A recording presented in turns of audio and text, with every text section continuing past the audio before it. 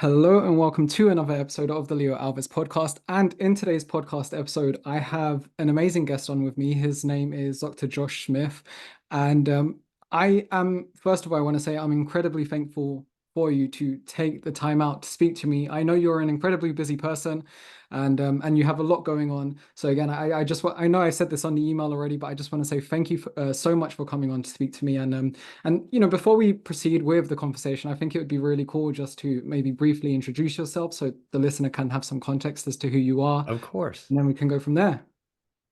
Well, I mean, it's always kind of a fun back and forth of like, I appreciate the invite. I love having these conversations. I think this is the side of social media and podcasting and kind of how we're doing everything right now that is so fun because otherwise, like, we might not have ever connected or come across each other and I know there's a lot of negatives, but like, this is the part I feel like is I don't know, for me is one of the most exciting of being able to just connect and talk to people who are either like-minded or have different views or just trying to combine genres and it makes that happen. So I really appreciate the invite and also the patience in my scheduling. That's the ADHD side of my brain that that doesn't always schedule so succinctly. But so thank you for sticking with it, and I really appreciate you having me on.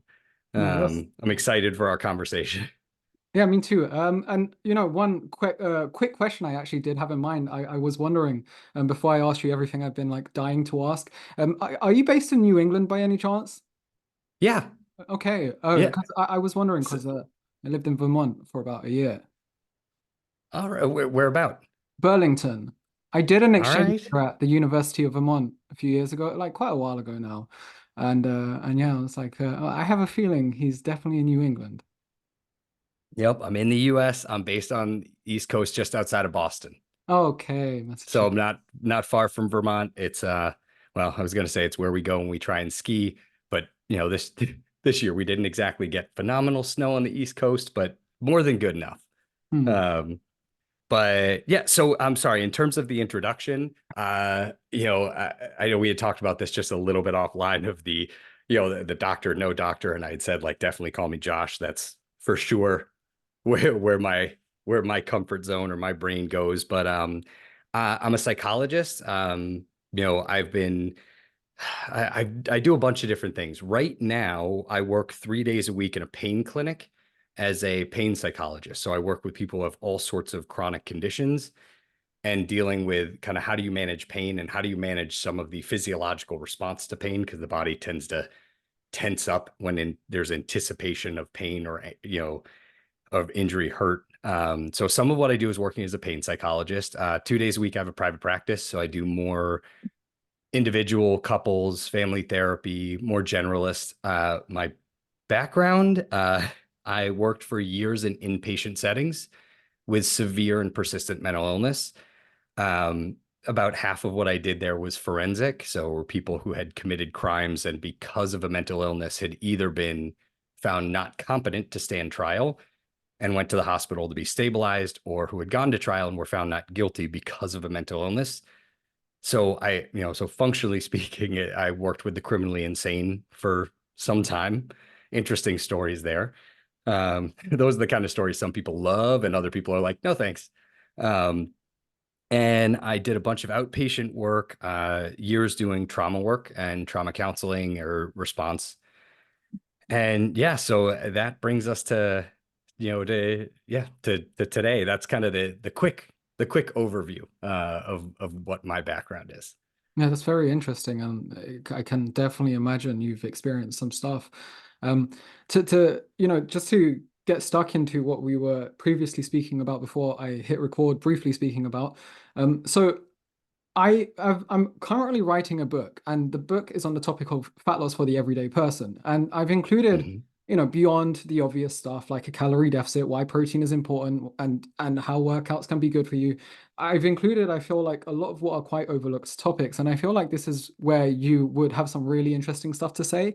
And there was a few things that I had in mind that we could speak about today, and I thought one really good thing to start with, because this is actually something one of my one of my fitness members was speaking to me with last week. She asked me a question about it. How so when it comes to partners, and so you're in a relationship, and they will say potentially they have their best interests at heart, but when you've got one, let's say, person within the relationship who starts to maybe they want to transform their health and they want to start living healthy or eating better or start exercising, and the other partner, rather than maybe coming out their comfort zone as well, they potentially start to sabotage their partner.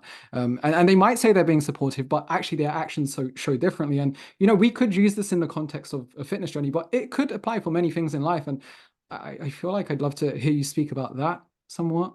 Yeah, it's interesting, and because I listened to the most recent podcast and I took some notes because I was like, oh, some of the stuff that you brought up are things that I talk about regularly.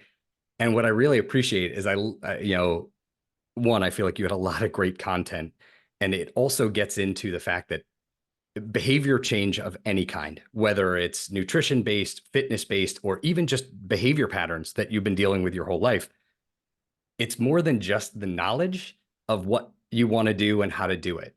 Right? If we could just say, oh, well, I know how to do it, well, then that would be as simple as somebody saying, well, I want to lose weight and I understand a calorie deficit. So that's it. Because I understand it, I can make it happen. The issue is people start to give themselves so much grief when they can't make it happen because they're like, well, I know what I'm supposed to do. And how come I'm not getting there? How come I'm not doing it? And that's a lot of what in that chapter. And by the way, also kudos to you that like partway into it, I totally forgot you had said that you were reading. So like it didn't feel like you were just Oh, reading. It felt much more, which I really like. Um, but you are getting into all of it, that it's not just the information, it's so much about your family system, your at-home culture, or I think you had said microculture, which all plays such a huge role in any behavior change. The home you grew up in sets all of these rules, these internal systems for how the world works and how you interact with people. But uh, there's no counter data. So you grow up in an environment, and there's no reason to believe that whatever that is isn't the norm. That isn't how everybody does things. So if you grow up in a household where dessert is seen as a reward, oh, you had this special thing, so you get dessert. Well, then what you learn is that's all a part of the reward system. If I do something exciting, if I do something that feels like an accomplishment, I've earned this dessert. So it sets a precedent where that ends up being paired with success, and you don't know otherwise. And so partially what happens is the way that I think of the family you grow up in, it's almost like every single family has their own language. And some families, it's almost like a slightly different dialect of the same language. So you understand each other, but there can be subtle nuances where one family might say one thing, and that doesn't quite mean the same thing to a different family. And when you meet a partner, it's almost like learning to speak a different language and trying to understand what are the things that you think are solid versus them. And then you meet a partner, and it's almost developing a whole new language. And partially what's tough is if you want to change a pattern, there can be a ton of resistance from a family system or a spouse or partner. Because if either, which is one of the things you had said in your book chapter, if it reflects negatively on them, if it makes them feel badly about their own choices, some people use that as motivation and say, oh, wow, my partner is changing something. And I know it's hard, and I can see that in myself. And it makes me want to also change something of my own. Other people don't intentionally, but they take it really personally. It's more of an egocentric view where it's like, oh, well, if my spouse is doing all this stuff and changing and I'm not, it makes me feel crappy. And instead of changing my own behavior, I'd rather my partner not do something that makes me feel badly. So if I want dessert and my partner is abstaining from it, well, now I feel guilty, and I can absolve that guilt one of two ways. I can either say, you know what? that is a good choice. And or not two ways, but I can either say that is a good choice and I too want to give up dessert. Or I can say, right, good for them. I still want my dessert and I still want to enjoy it. And but the two can be separate. Or there's this third approach where people say, well, but I want you to eat dessert so I don't feel guilty about eating dessert. So the pressure becomes, well, you've been exercising and you did this and you did that and you did like, how come you're not having dessert? That's ridiculous. And whether they know it or not, it's really self-serving. It's not about their partner. It's not about helping their journey. And they may couch it in that and say, no, no, no, I want you to, like, I don't want you to suffer. And I don't want you to feel like it has to be, but it's not. It's trying to kind of hamstring or undercut that progress. And sometimes it's more about the individual who's not changing.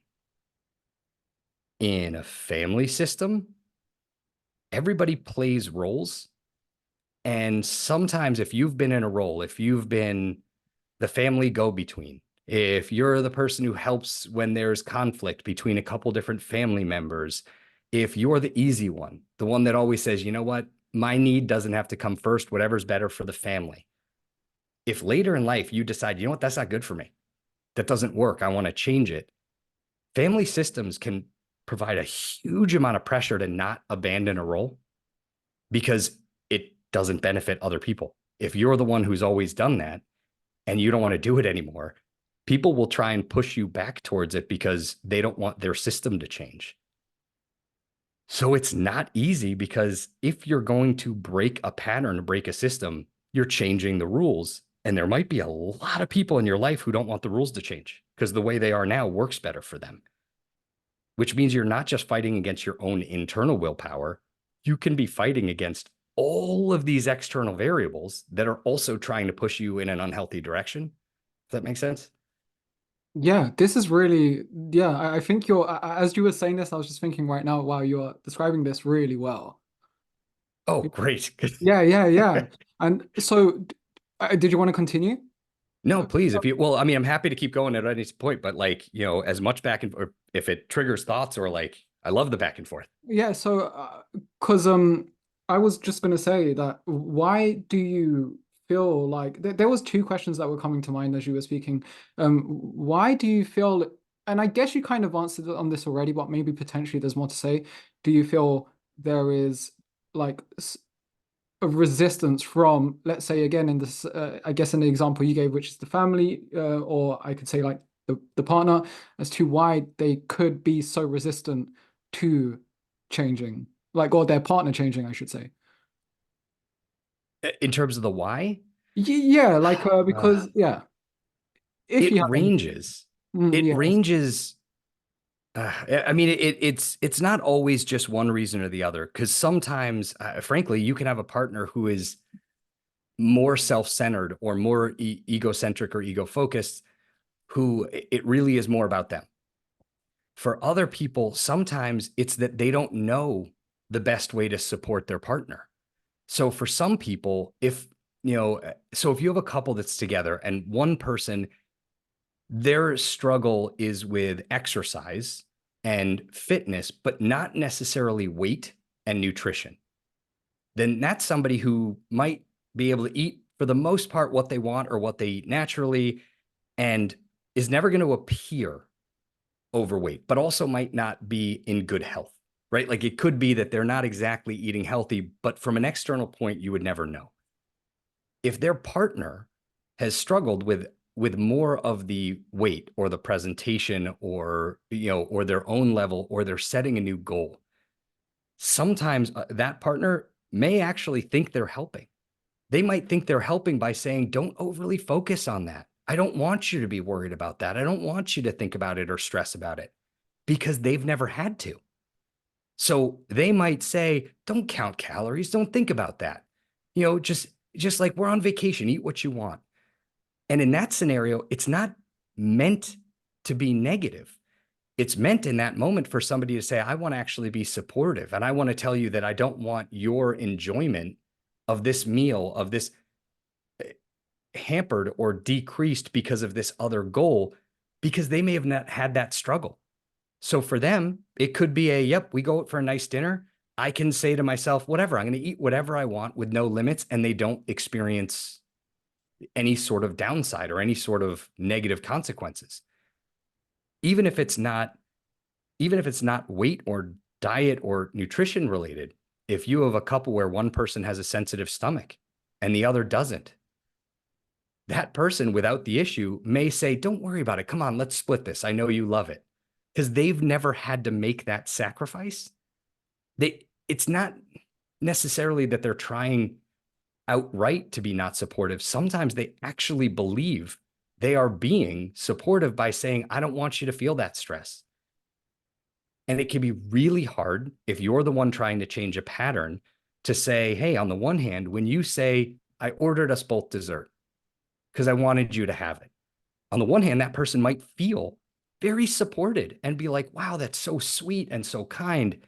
And simultaneously are like, oh my God, you are going out of your way to enable a behavior that I already have trouble resisting. Or, and how do you say to somebody who's doing something that is nice or seemingly kind? That's almost more difficult sometimes than a partner who's outright or overtly like, oh, dieting's stupid. It's almost easier to blow off that because you could be like, no, it's not.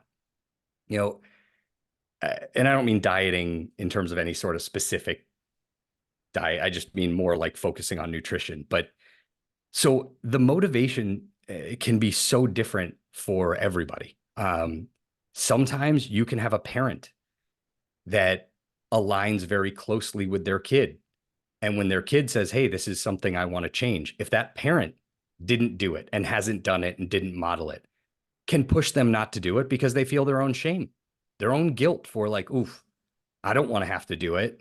And if my son or daughter is doing it, like, what does that mean?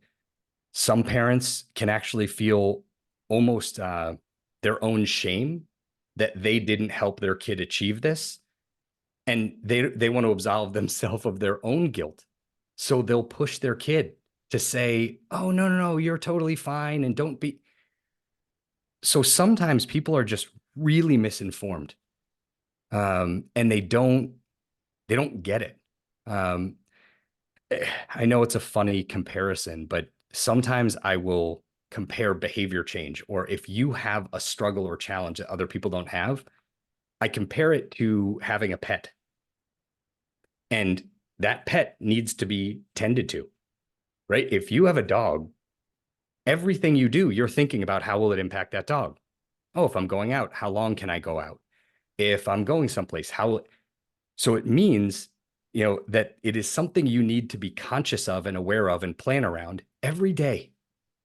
Anything that comes up, somebody invites you on a vacation, the first thing you're thinking is, okay, is it dog friendly? What would that have to look like? How do I have to arrange my time? Can I agree to this? Can I? So if you have had a behavior and you're trying to change something, it is like carrying that with you everywhere. So it feels like it can take over your whole identity. Some people have never had a pet. So these are people who just haven't struggled in this area. These are the kind of people in a real life scenario would say on a Friday, hey, do you want to go away this weekend? Somebody with a pet is going to be like, what? I can't just go away. I would have had to think about it. I would have had to plan around it. Somebody who's never had a pet just doesn't get that. And they're like, well, I mean, can't you just leave? Can't you just come over? They don't understand that it takes time and thought and prep. Some people have had a pet, but it's like a really easy pet. Their fitness, weight loss, their goals, their behavior change was something that was not terribly difficult. It requires thought, but I think of that like having like a really independent cat where you're like, sure, I need to feed it in the morning and at night. And but overall, it's not a huge change to my life. Somebody who has a very difficult or temperamental dog, it starts to feel like it dominates everything. If somebody as much as says, hey, do you want to go out to dinner on Friday? The first thought they have, okay, what do I have to do? What would I have to do to make sure I can go out and my dog can tolerate this? So in a nutrition standpoint, that would be okay, I got invited out to dinner Friday night. Where are we going? What could I eat? If I'm going to have more calories, like, all right, do I want to get in an extra workout? Do I want to try and have a lighter lunch? So for somebody who's struggling with that, the second the invitation comes in, the first thing they're thinking about is, okay, what do I have to do? But it starts to make it feel like food or fitness or nutrition takes over everything. Just like if you have a really difficult pet, it feels like everything you do is planning around it. And if you don't pay attention to your dog, if you don't give it what it needs, it acts up, it gets upset, it destroys things in your house. So if you don't listen, you come home and you're like, oh, I went out, I did not pay attention to what my dog needed. I came home and now my apartment's destroyed. And now I'm going to spend the next 4 days cleaning up. So what happens for a lot of people is they'll go out, they'll make one error, and then they come home and they're like, that's it. It screwed up everything. All the work I did all week, to try and, keep this all thrown out. And now the next 3 days are going to be miserable because of this one. And if you are married to somebody or in a relationship or partnership and they've just never had a pet, they're not going to get it. They're going to be annoyed when things come up and you're like, well, that's not a great situation for my dog, right? You get invited out by a group of people to a restaurant that you're like, ooh, it's loud, it's this, it's that. Like my dog will be not happy there. So I have to make a decision based on what my dog needs. The translation there is I have to make a decision based on what's better for me and is going to keep me. But what happens is people start to experience guilt. They start to feel like, oh, my needs, my priorities, the things that are important to me are starting to ruin or influence other people's time. So if you're trying to figure out how to get exercise into your daily routine and you're going on vacation, and one of the things you're thinking about is how would that work? If you have a partner that doesn't care about that, well, then it can feel incredibly unsupportive if you're like, I'd rather stay at this hotel or that hotel, or no, I don't want to sign up for all of these different tours or things like that. I want some time to myself, or I need to sleep in. If you have a partner who gets it, they're more likely to say, oh, okay, so what do we need to do? They can't take it over for you. It's not like they can start taking care of that dog for you. It's yours. You're stuck with it. But if you have somebody who at least is supportive and says, oh, hey, listen, I get it. Like I'm going to have to make some sacrifices also because you're dealing with this dog and I want you in my life. So that means I'm going to have to. Other people just don't want to do it. Some people say they're dog friendly. They say they understand. They say like, but they're not. They don't get it. Those are people who are like, yep, absolutely. Like anything you need. And then you get on vacation and they're like, oh, I signed us up for this. And you're like, oh, I was going to, go to the gym.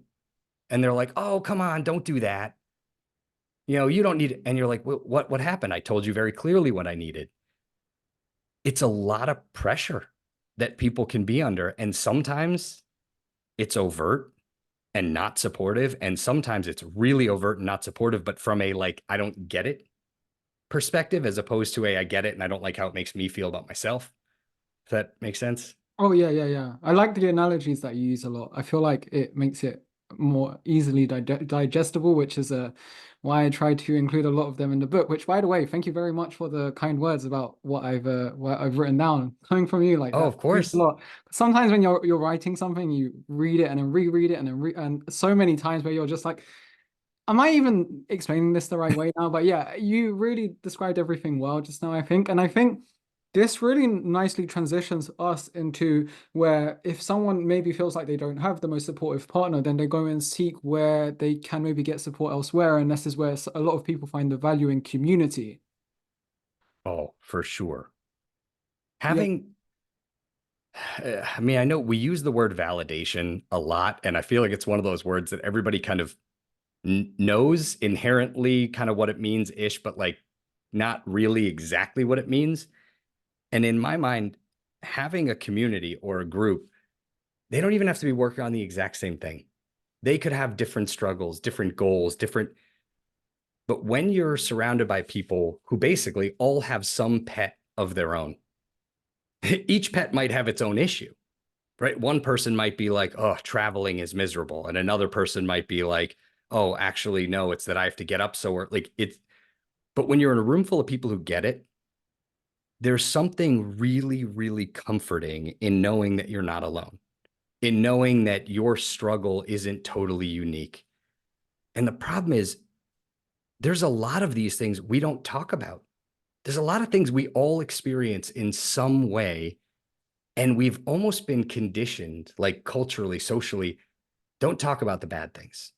Don't bring up the, only give the good parts, only to, but that's nuts because that leaves people with struggles, with internal questions, with feelings of frustration, and they think they're the only one.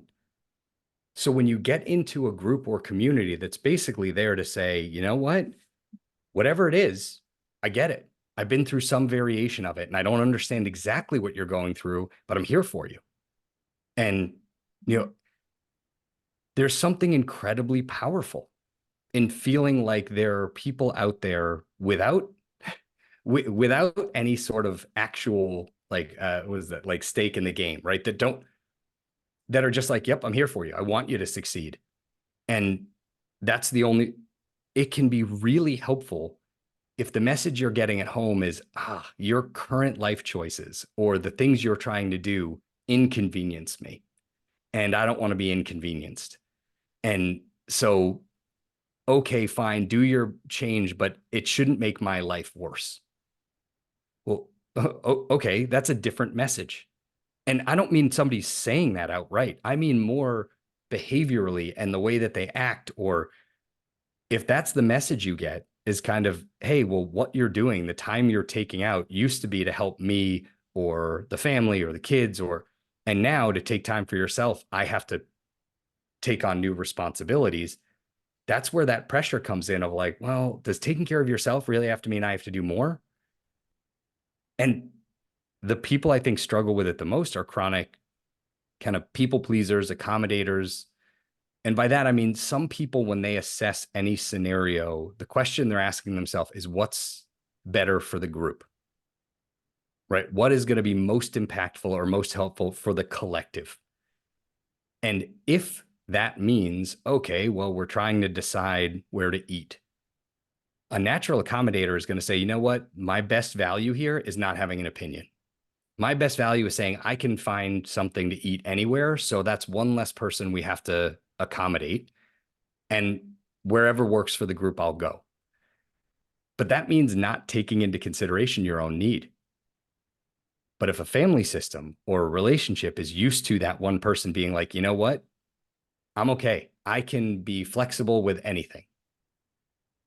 Then the group choices get more difficult if that person says, hey, guess what? Even though I've been doing that for a decade, I'd like to change that up. I'd like to have a little bit more say so it makes things better, easier for me. The group at times can push back and be like, well, but for the last 10 years, we've never had to do a calculation that way. We don't know how. And what if you want something different than we do? They don't know how to do that. What they're used to is, oh, well, if you want something different, then you'll cave to the group because that's what the majority of the group wants.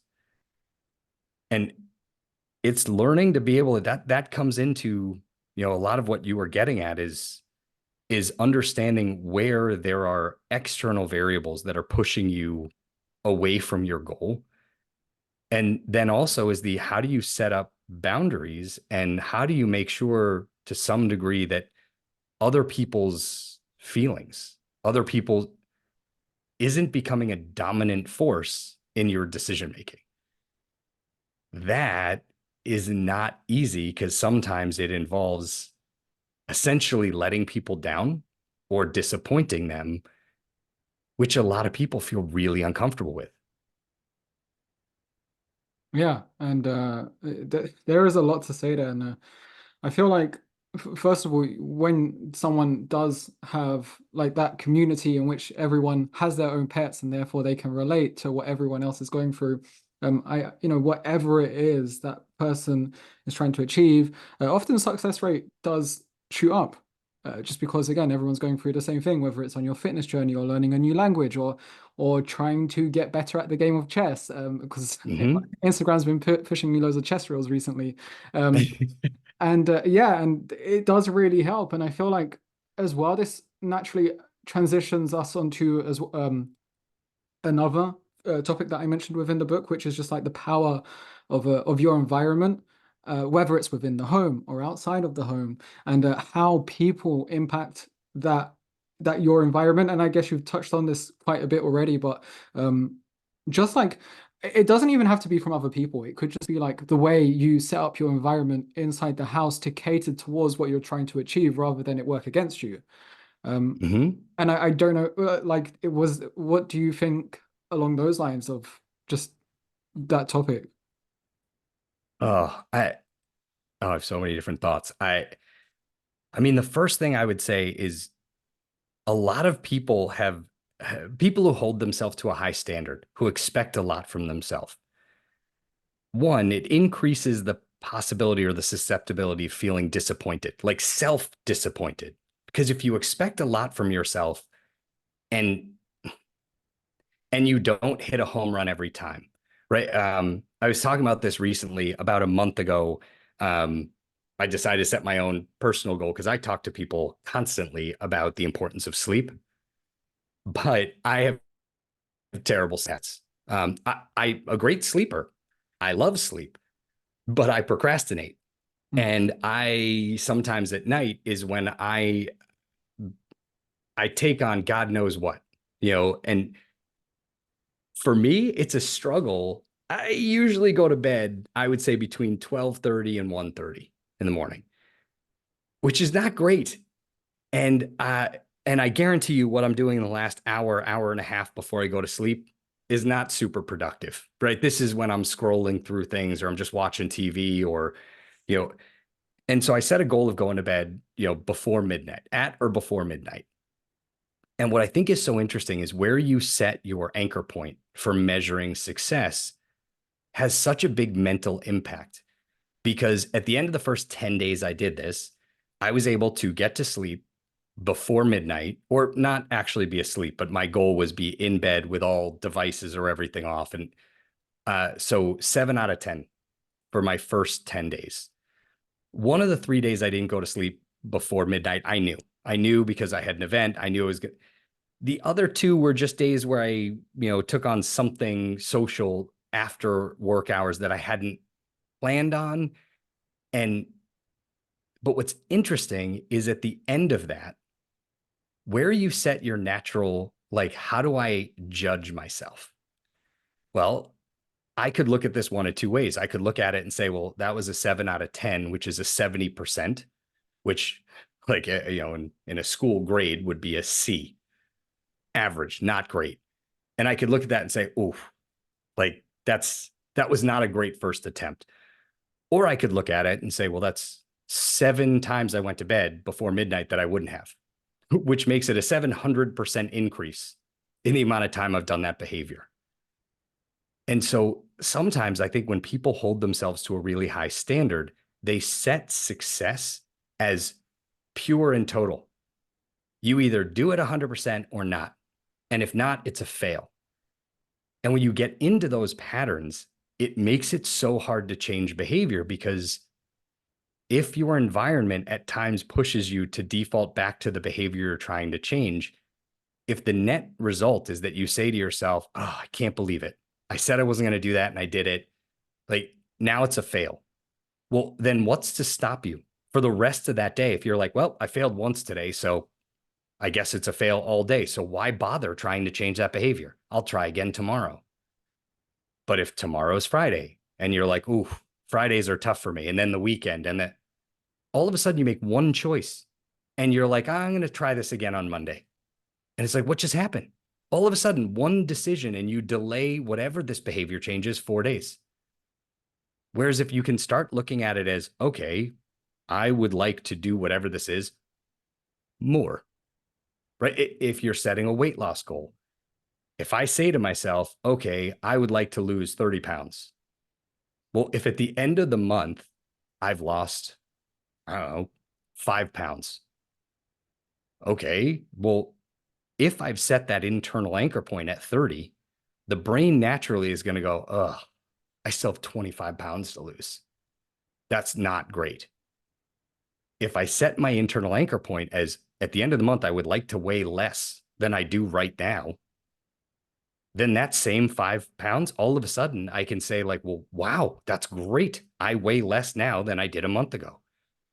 And people who hold themselves to this high standard get really roped into this kind of all or nothing binary thinking, and it torments them.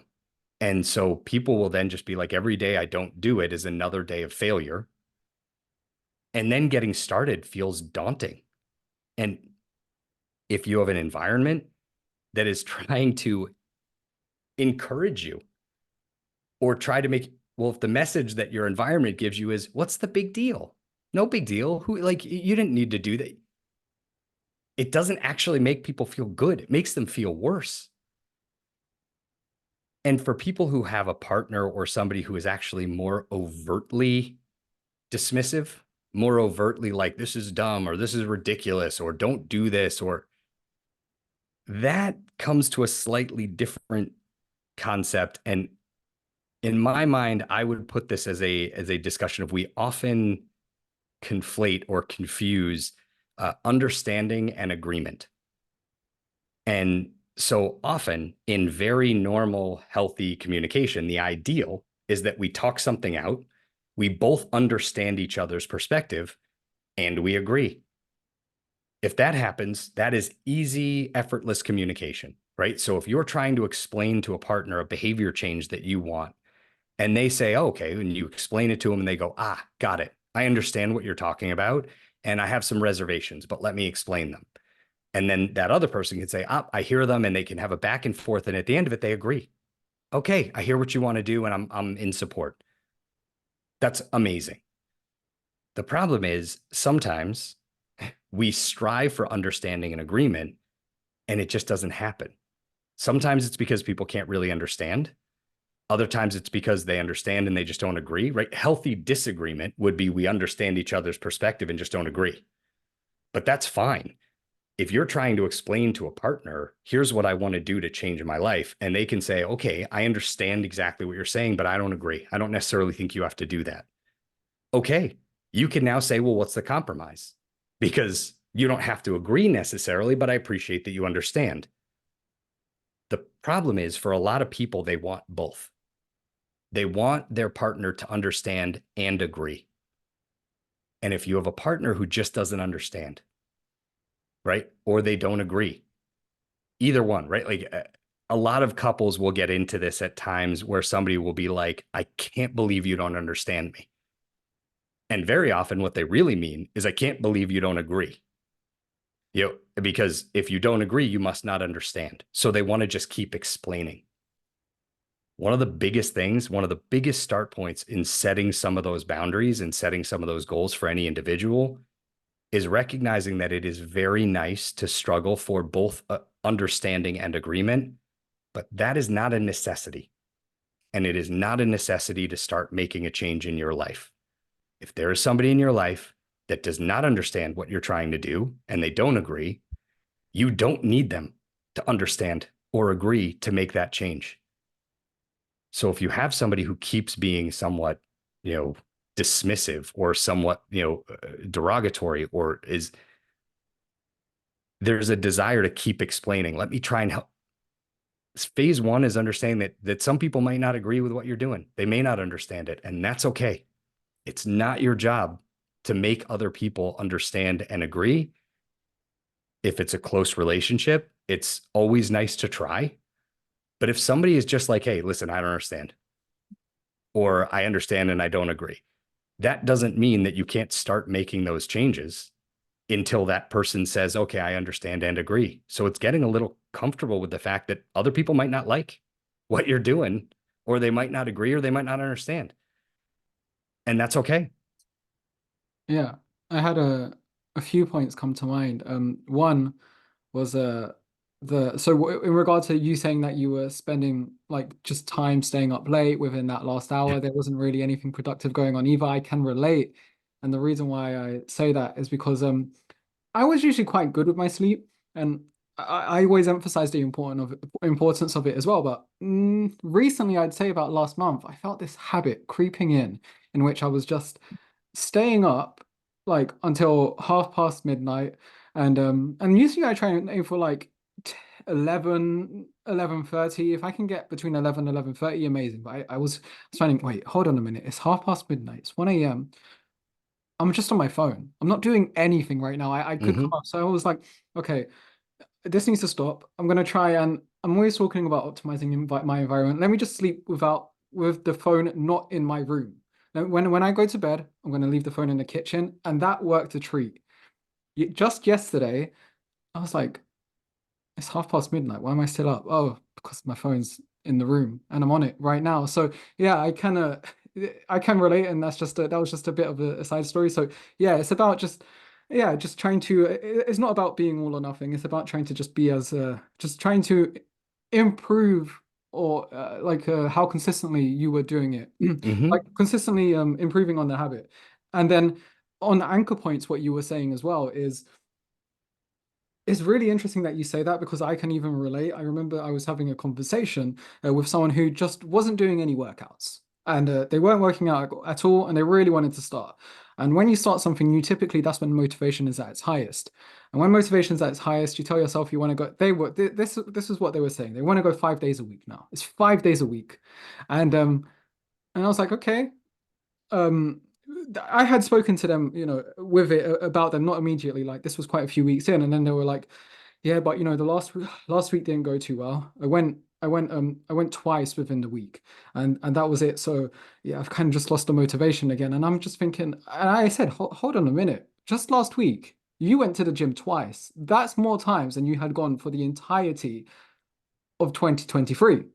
So what's the issue? And yeah, those types of anchor points, I think it's from a good place. It's the intention is good, but I don't feel like they're realizing how they are kind of setting themselves up for failure, I guess you could say.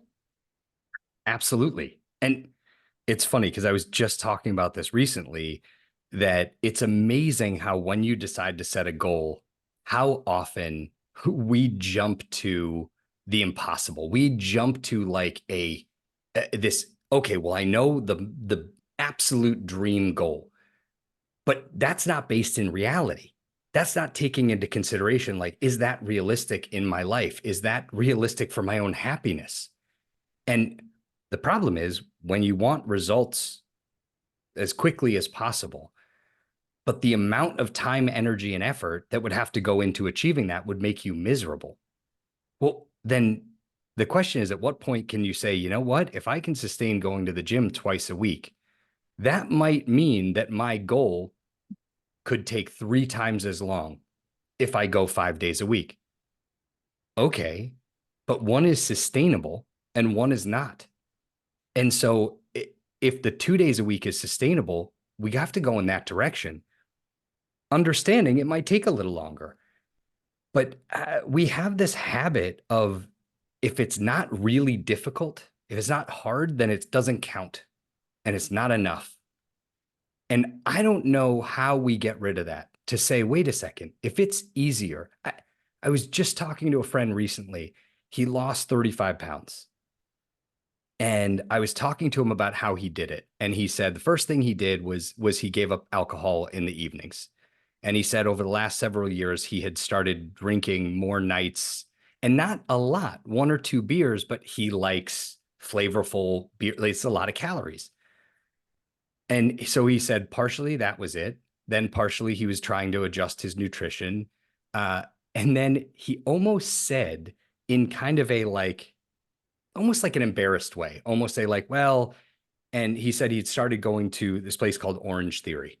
And it's essentially like a workout place. It's like a circuit training. I don't no idea where it is all over the world or not, or if it's just US based, but it's like circuit training, you know, but he made it out to be like, oh, and I'm doing this thing. And I was like, wait a second, what? In what universe is there any embarrassment about any form of exercise that works for you? If the only thing you want to do is show up, that's where you put your energy. That's where you put, well, okay. And if you want to get there and be like, yep, whatever they're having me do today, that's what I'm going to do for an hour. And I didn't have to think about it. Why is there any issue ever? with just being like, okay, that works. Fantastic. Like if it's easier, that doesn't mean it's not as valuable. It doesn't. Same. I talked to somebody who used one of those like a meal prep service where they you can pick how many meals, breakfast, lunch, dinner, pre-portion, who said like, but I used a meal like, and I was like, wait, again, why is there shame there? You knew that nutrition, cooking, shopping, and by the way, they did out all the math and figured out it wasn't that much more expensive than the grocery shopping, and it made it easier. But the internal narrative was like, oh, that was like a cheat. And I'm like, what? And I'm like, you identified an area that's hard for you. You identified a solution. Taking the path that is the easiest is just smart. That's just good planning, right? It's when you lie to yourself. It's when you deny what is or isn't difficult. And you say, well, this shouldn't be difficult for me. So I'm going to pretend it's not. Then your plan's going to fail. You have to be able to admit truth to yourself. You have to be able to say, hey, this is what I'm comfortable with. This is what I'm not comfortable with, and plan within that. Because if you deny it and say, you know what, I've never been a person who likes to go to the gym, but as of tomorrow, I'm going to just be the person who likes to go to the gym. What? It's not going to work. You have to be the person who says, I hate the gym.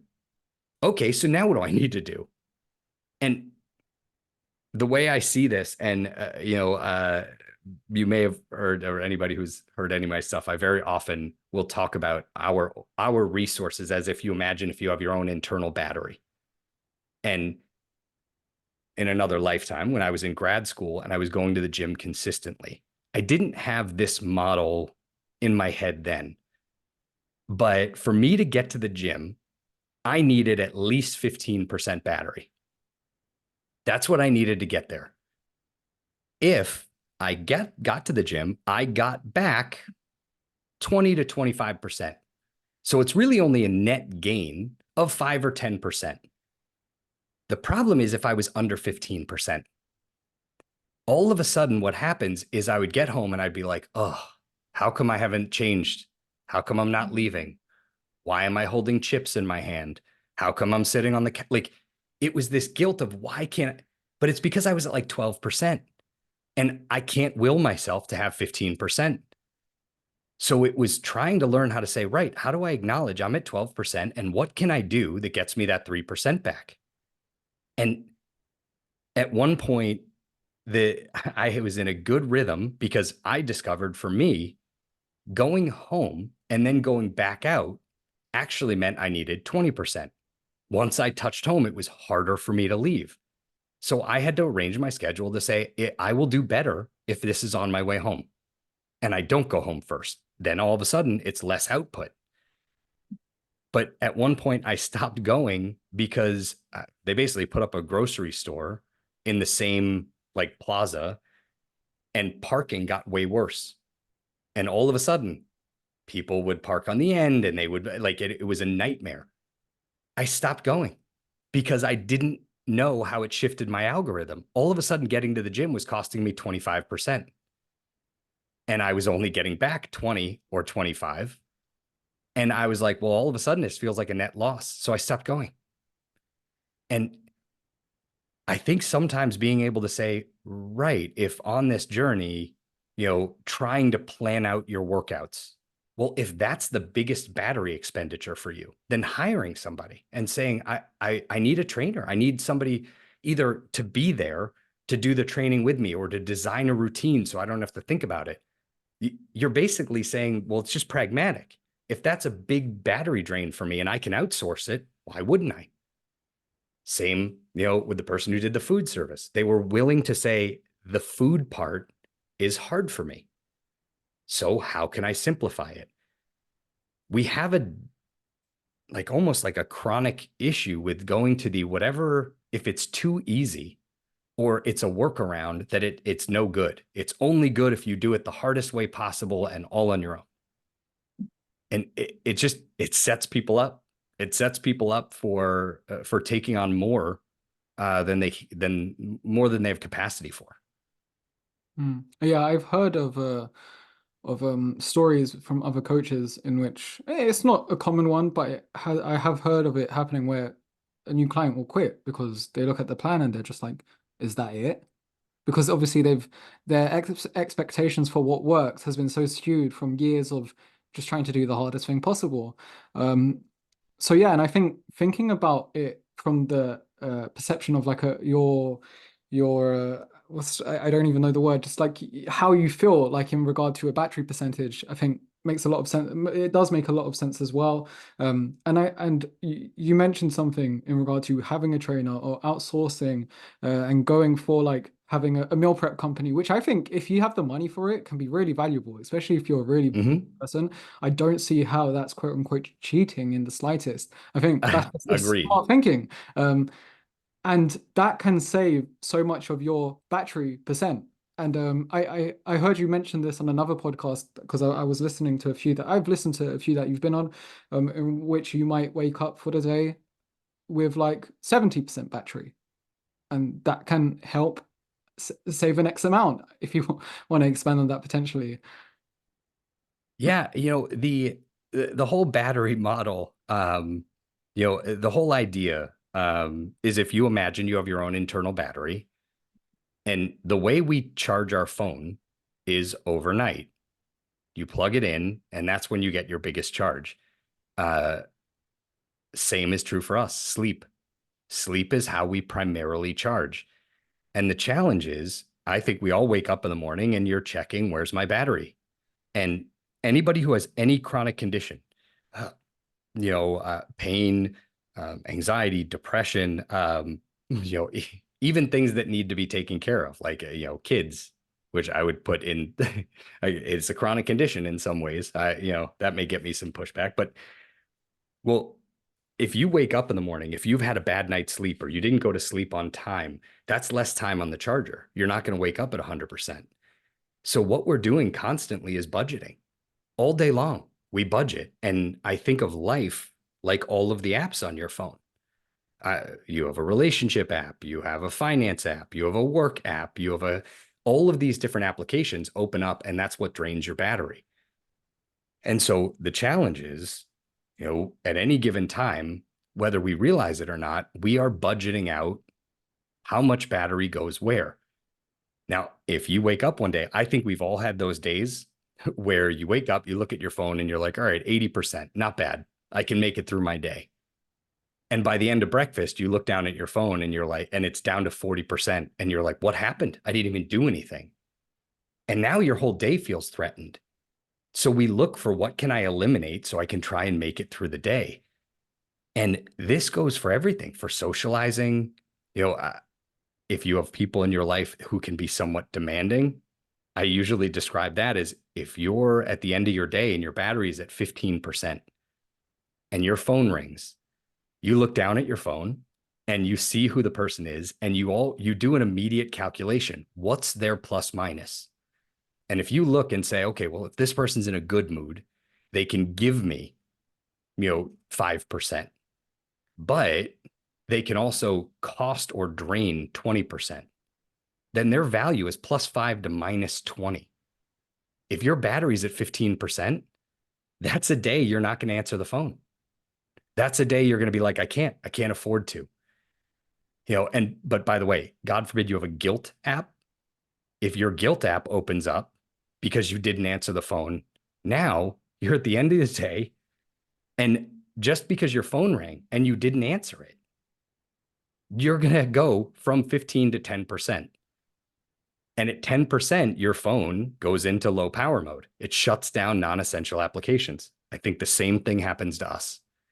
Certain things shut down. Calendar, filters that we use to communicate. If you've ever been someplace and said, I got to get out of here before I say the wrong thing, that means you're low battery and you don't have the ability to filter what you say.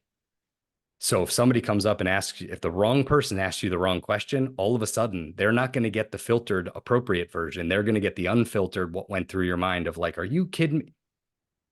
We lose all of these things. And you can't will yourself to have more battery. It's partially why I use the battery analogy. At the end of your day, if you're sitting on the couch and your phone, your actual phone hits zero, it does not matter if you have another email to send, if you have another, it will power down. Same thing happens to us. It's where people will end up on the couch at the end of the night. Their battery hits zero and they kind of doze off. And your phone doesn't power back on at 40%. It powers back on at like 2%. So the question becomes, is that enough to get up off the couch, wash up, and go to bed? If not, you'll power down again. You'll keep doing that until you have enough energy. And one of the things I think some people run into in terms of nutrition, where people will always talk about snacking at the end of the night. Well, it's because willpower takes battery. So the lower your battery, the harder it is to resist things. If normally you're like, wait a second, I have enough battery, I can push past that. Your battery drains throughout the day. And if you get to low battery and all of a sudden any willpower app goes out the window, that's where you're going to see something on the counter or see something in a cabinet and be like, and people will be like, I was so good all day. And then I had a bowl of popcorn and then a bag of chips. And then and it's like, what happened? Well, it's because when you're low battery, you don't have that willpower. You can't. And if you're low battery and those apps won't open, you can't force them to, right? If you try and open your willpower app, it'll just force close. It's like, nope. So I tell people all the time, you have to be aware of where your battery is, what charges your battery, what drains your battery, and also be okay with the fact that, right, whatever behavior you're trying to change, it is going to take more battery. So it's why people default to old patterns, because the patterns we know don't take as much energy. So if the pattern you've gotten into is on a particularly difficult day, you're like, well, you know what? I pick up a coffee and a pastry on my way to work. And then on the way home, I swing by this place and I pick up fast food. If that's your default, hey, on a busy day, this is what I'm doing. When your battery is low, you're going to default to whatever pattern is the easiest to kind of put in place. And so that's where people will be like, I don't understand. I was so good, so good. And then, yeah, it was a rough week of work. And all of a sudden I fell into every prior pattern that I used. Well, yeah, because you were low battery. You couldn't afford excess battery to try and do whatever this new behavior is. So it's letting yourself know and giving yourself permission early on in any behavior change. One, just like you were saying before, if you set massive, huge goals that sets you up for failure, that doesn't help perpetuate it. So in the early phase, it's going to cost more battery. So look for whatever initial change is going to cost you the least amount of battery, is the easiest to implement. Because as soon as you get some wins under your belt, as soon as you have a few like, hey, I picked this is why, I mean, how many people online in the fitness, health, wellness, mental health space talk about the importance of getting outside and walking, right? If you can't do anything else, take a walk. And often people are like, yeah, but that's not enough. So they don't do it. And it's like, well, listen, if you only have 10% battery and the only thing that you can do is walk outside, then walk outside. You don't want to stay home and keep saying like, I should go to the gym. If you're at 10% battery and you need 25% battery to get to the gym, it's not going to happen. And if you keep telling yourself it should, you're just going to guilt yourself into getting further from that goal. Even with my wanting to go to sleep at a better time, it like makes me laugh that my initial thought was, I was like, okay, I'm going to do this. And I'm not kidding you. The first thing that went through my head is I think I can do it. Let me set a goal of doing this every night for a year. What? Like, what a weird place my brain went, given that it's only like probably 15 times a year that I go to bed before midnight. And all of a sudden I've decided I'm going to change that pattern for a year. There's no way. And I also was like, oh, all right, you know what? That's ridiculous. Not a year. So I was like, let me go for 11 o'clock and see if I can do it for a month. And I was like, again, that is not an obtainable goal. Not for me. And I needed something that was very low, like easier. And I was like, right, I can do midnight for a month. And when I was like, it actually doesn't take that much behavior change for me to get to bed by midnight. That encourages me to want to do more. That encourages me to be like, huh,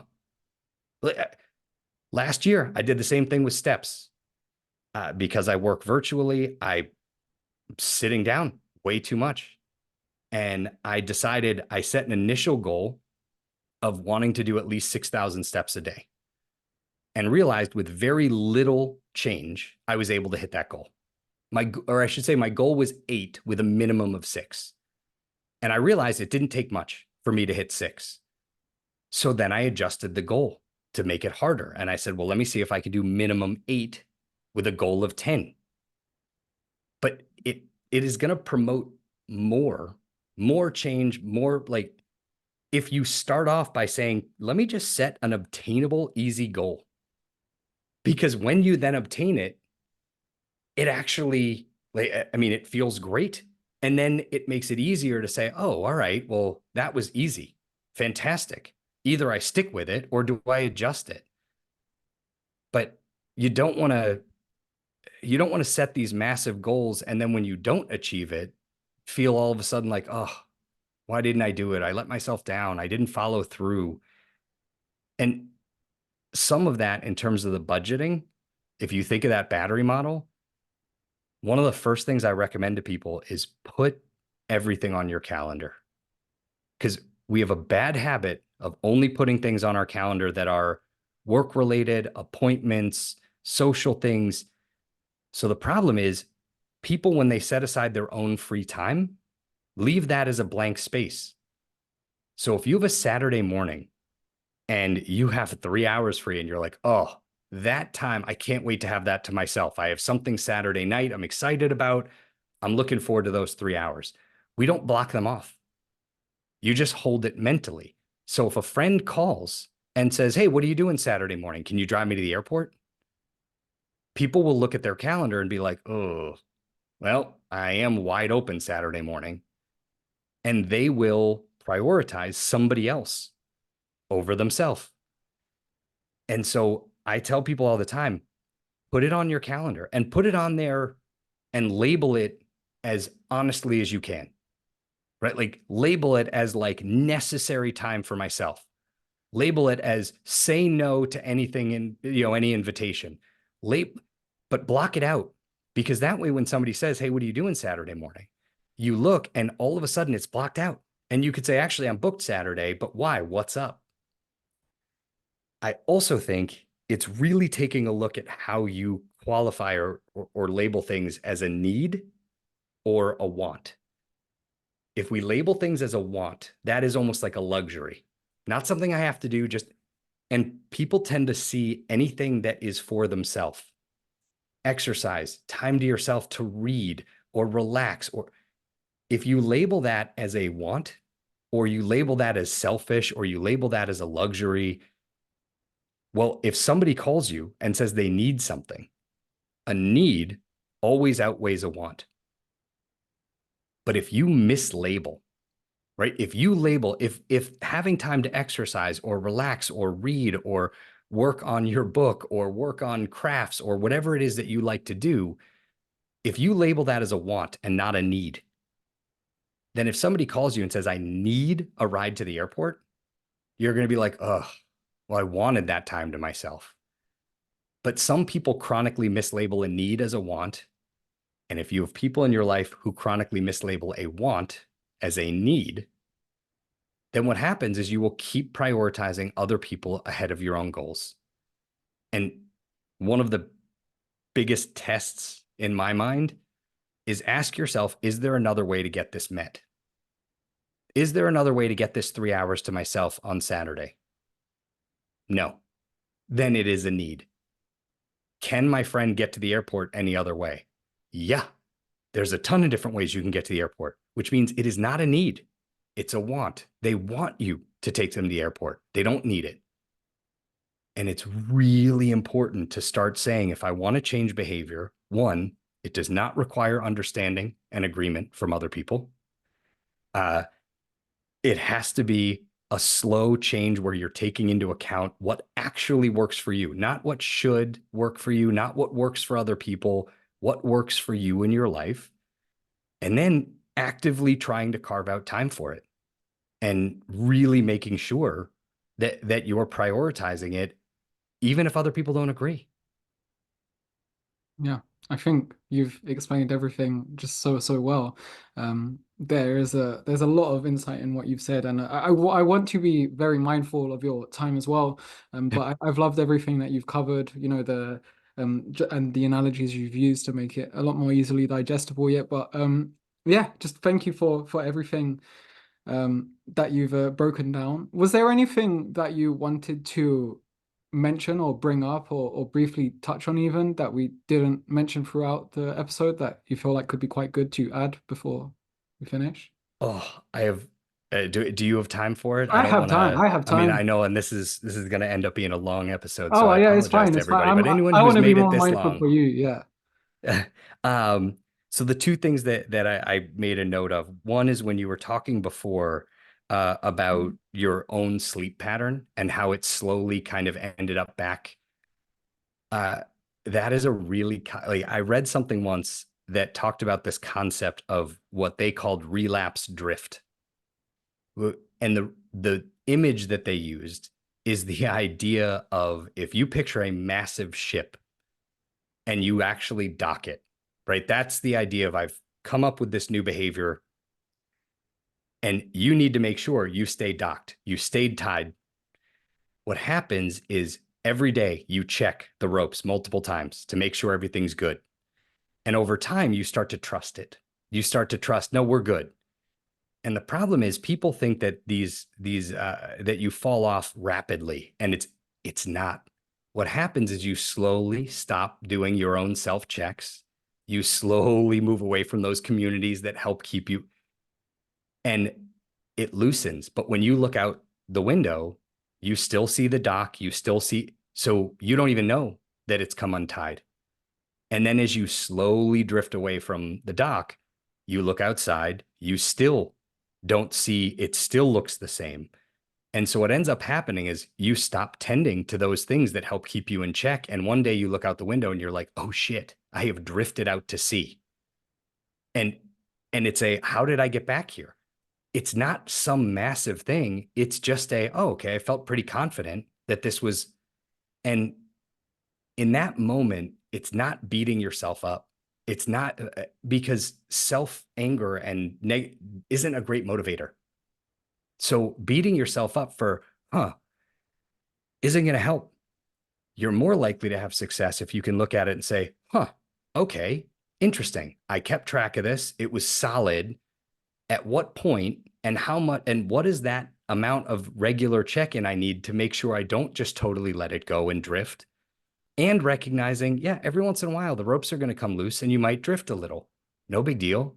It's just a matter of saying, how do I detect that earlier on?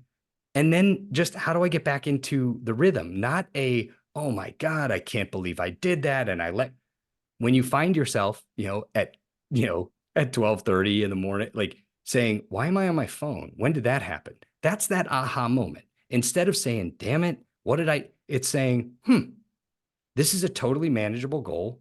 But apparently, if I don't keep an eye on it periodically, I'm going to drift back into that. That's okay.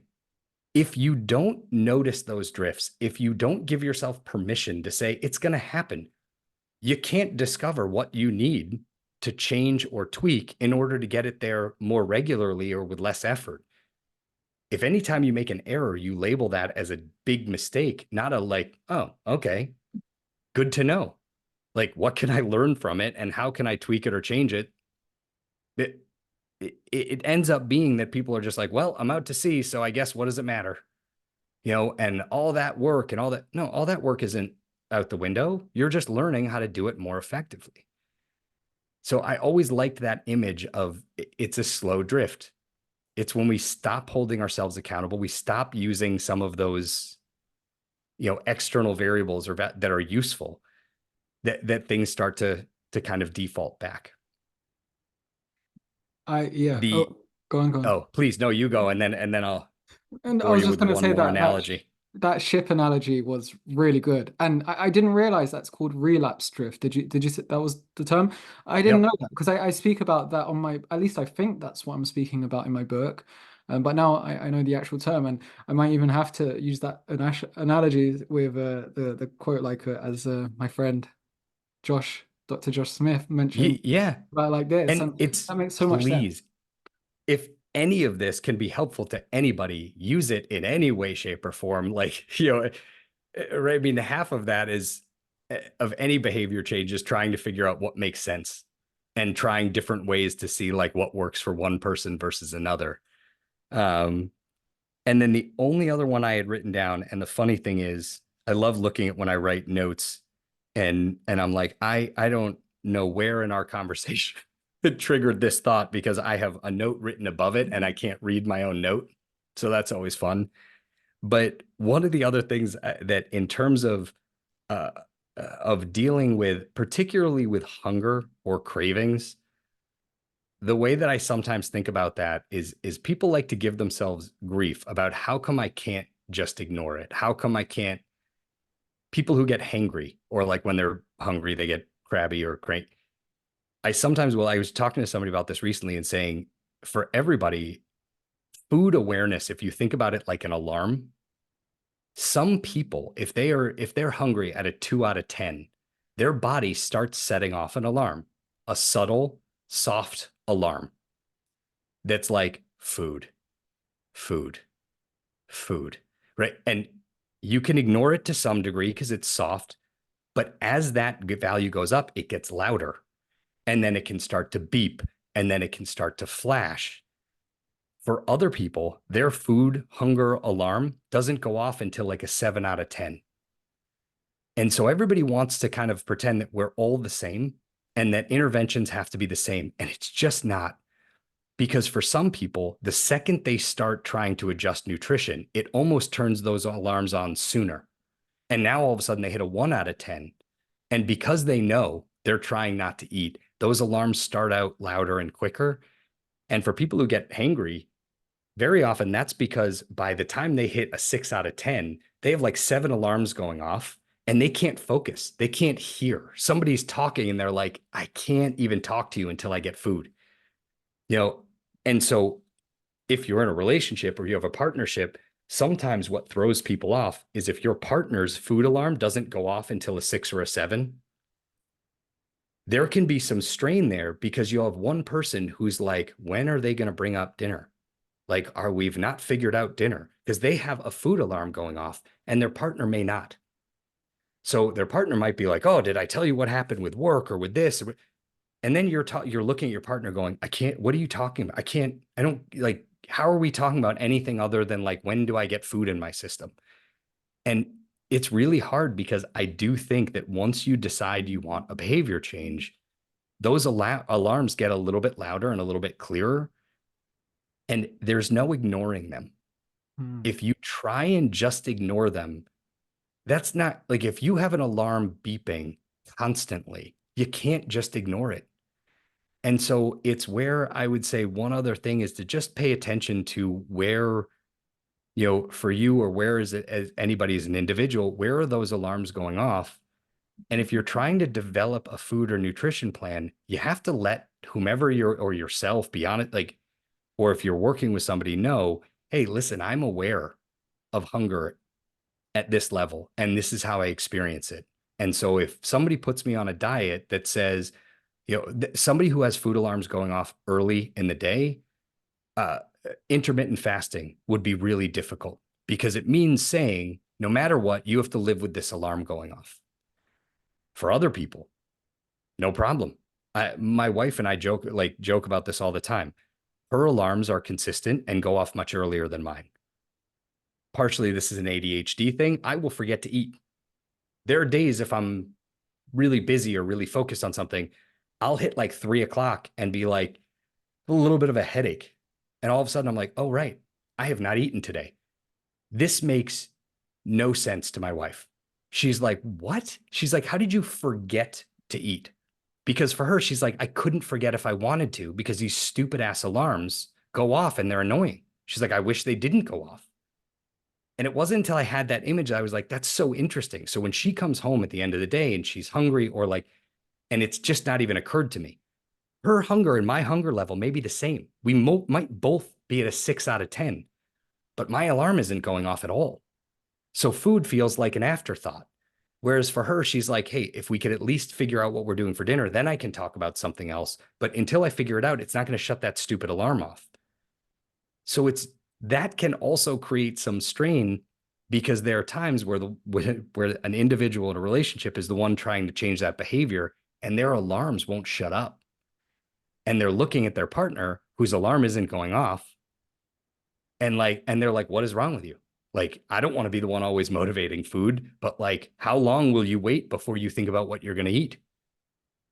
And so some of it is trying to figure out your success might actually be like eating more frequently or having really healthy snacks available the second one of those alarms go off. That can help people when they're just like, right, stop ignoring the alarm. What gets the alarm off? And if I need to eat 7 or 8 snacks, and that includes fruit or this or that, you have to have it available. Because if you just tell yourself, nope, ignore the alarm, good luck. Because you will have all of this noise while you're trying to concentrate and focus on life. And that can be exhausting. Yeah. What No, you go on, go on. no, please. Yeah, I was gonna say that I can relate so much. I think just in the situation with me and my wife, I my food alarm is constant and I'm very aware of it, Mm-hmm. whereas my wife, when she gets really into like a project or some work that she's doing, she works remotely as well, we both do, she would just forget to eat all day. And I'm just like, are you not hungry? Do you want me to make you something? Like I'm like, what? And we're at the stage now where it's nothing because we're so used to each other like this.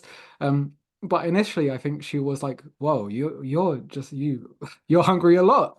But yeah, it's so yeah, I could really relate on that one. And to carry on with the alarm analogy as well, I think sometimes as well when people are trying to sometimes change their behaviors, let's say nutritionally, why it's also a challenge is sometimes I think when you've been with going with a specific habit for some maybe one that wasn't really serving you for quite a few years, it's almost like you almost get and correct, let me know what you think as well. Almost used to that sound of the alarm in the back where you don't even really think Mm-hmm. anything of it because you've been doing this behavior for such a long time. It's whatever. You don't it's just like a noise in the background that you grow used to. I live next to a train station, and at first I used to hear the train all the time. Now it's just part of the house. Like I don't think anything of it. But I think when you also start to be conscious of your behaviors and you start to change them, all of a sudden that sounds so loud.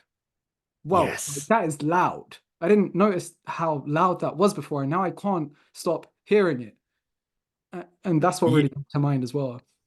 Oh, I love it. I love that. That's such a great like adaptation of that, right? Because I think you're absolutely right. If you've lived with the alarm your whole life, it does. It just becomes a staple. You get used to doing certain things with and it actually falls into just background noise, almost like white noise that you become really used to. And life, in some ways, if you think of those alarms as like being a certain level or life is a little bit like turning the TV on or turning the radio on. And there are sometimes you don't even hear the alarms. They're there, but it's like, oh, I'm into this meeting or I'm watching a show.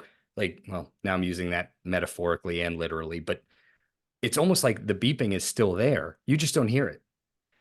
And the problem is, I think the very second you decide, hey, I want to do a behavior change, I want to really focus on it. Yeah, it's a little bit like turning off every other sound in your life, every other distraction.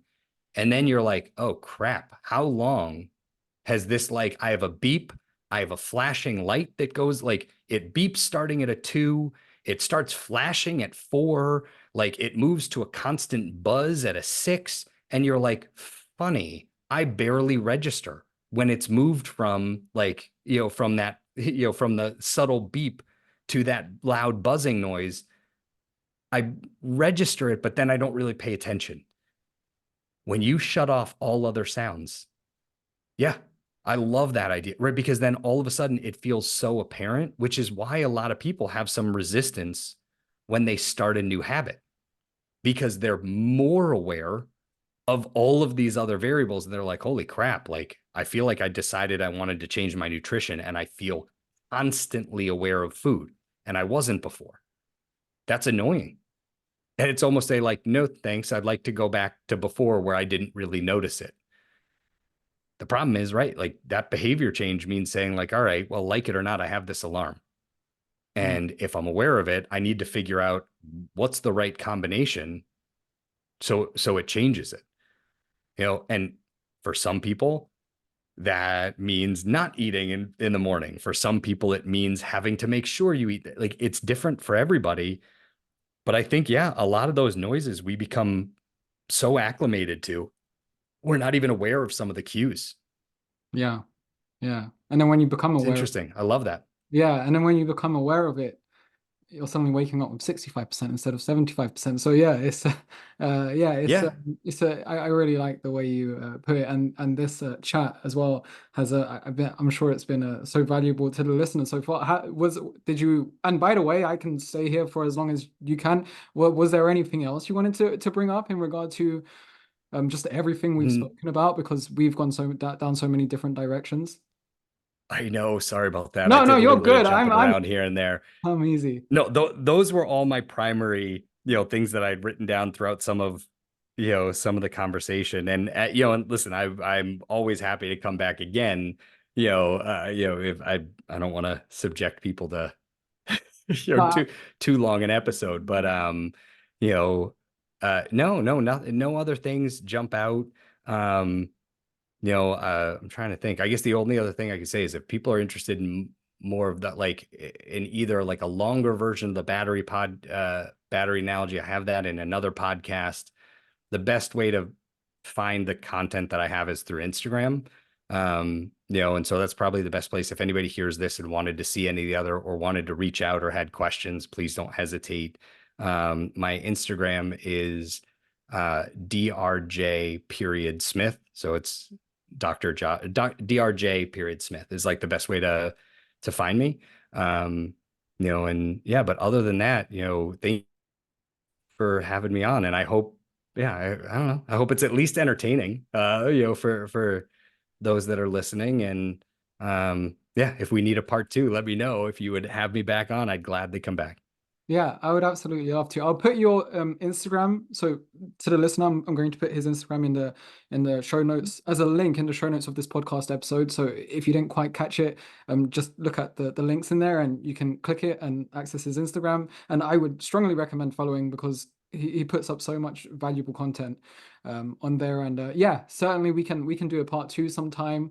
Um, Amazing. I would love that. This was such an amazing chat. When we were like an hour in, because I was trying to be mindful of your time, I was like, hold on a minute, we're already there. So, yeah, I was like, wow. But yeah, no, this was I an had a amazing similar, chat. I looked and I was like, uh-oh. I was like, I don't know. No, no, But it was no, I'm amazing. glad. No, and it's so nice to finally actually, I was going to say meet you in person, but at this point I consider virtual like, face to face, I guess I should say. But no, this is really fun. Very nice to actually be able to meet you and talk to you. And, you know, I'll be excited to hear and see next parts of your book. Yeah. Oh, thank you so much. Yeah, it's I've been following your Instagram since 2022. You did a podcast episode of Jordan Syatt, and I listened to that and I really liked it, and I've been following you since then. And yeah, Oh, thank and you. so it's been a while, and I'm really happy that we've finally been able to have this chat. So yeah, yeah, about it's great to finally speak face to face. I'd love to have a follow up with you. And in regard to the book, thank you so much for the kind words, because that does give me just that extra level of I don't know if confidence is the right word, but just like reassurance. Yeah, because like I said, sometimes I've just like reread this so many times now where I'm like, is this person really going to digest it well? Because it's almost like I don't see it anymore.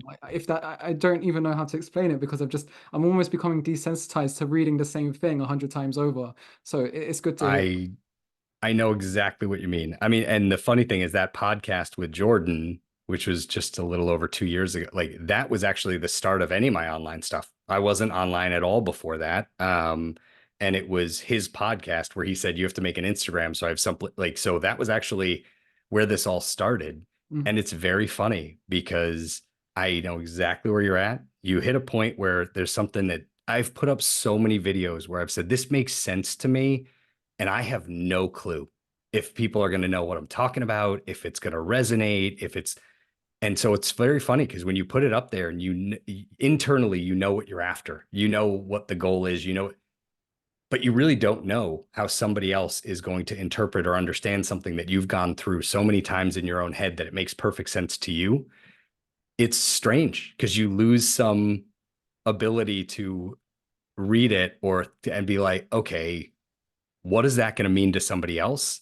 And did I put all of those concepts down, or am I filling in the blanks somewhere? Because I know it so well. It's a funny experience. But no, I really I liked it, and I like the format of also giving people the ability to hear a little bit of a preview or snippet, or for people who prefer it in an audio format, or it's easier to digest when you're on the move. It's a great way to also test out, where it's at and how people respond. And I hope people reach out and give you feedback when they listen to it. Because for anybody listening, I can tell you that, just speaking for myself, anytime I get feedback, I'm always like so appreciative, because I'm like, great. Often I put stuff up and I have no clue Mm. whether or not like some part of it made sense or didn't, um, but yeah, I thought it was great. Oh, thank you. Yeah, for context, I probably should have said this at the start. Within the podcast episode before this one, I just read out a chapter of my book as it currently stands. It could change quite a bit by then, but yeah, and that's what we're speaking on right now. And actually, before I end the call, I actually did have one quick question that sprung to mind, and I think I know the answer already, but I was like, oh, okay, let me quickly ask this. In regard to the boat analogy you used, it was the word was something drift. Relapse. That's it, relapse Um, shift. So the first context I ever read that or heard that in was in discussion of substance use or substance abuse, and was talking about, but really it is a model for any sort of behavior that is difficult to change, and there tends to be a return to. So I think relapse can be used in any setting or sense. But yeah, and my God, I mean, I heard that like a long time ago when I was, still in a training setting.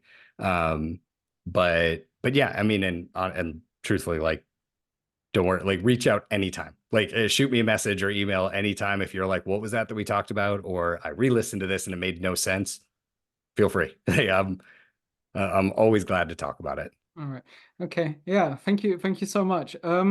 Okay. Yeah. Well, I'll link Joshua's social media, Instagram, in the show notes of this podcast episode. Do make sure you drop him a follow.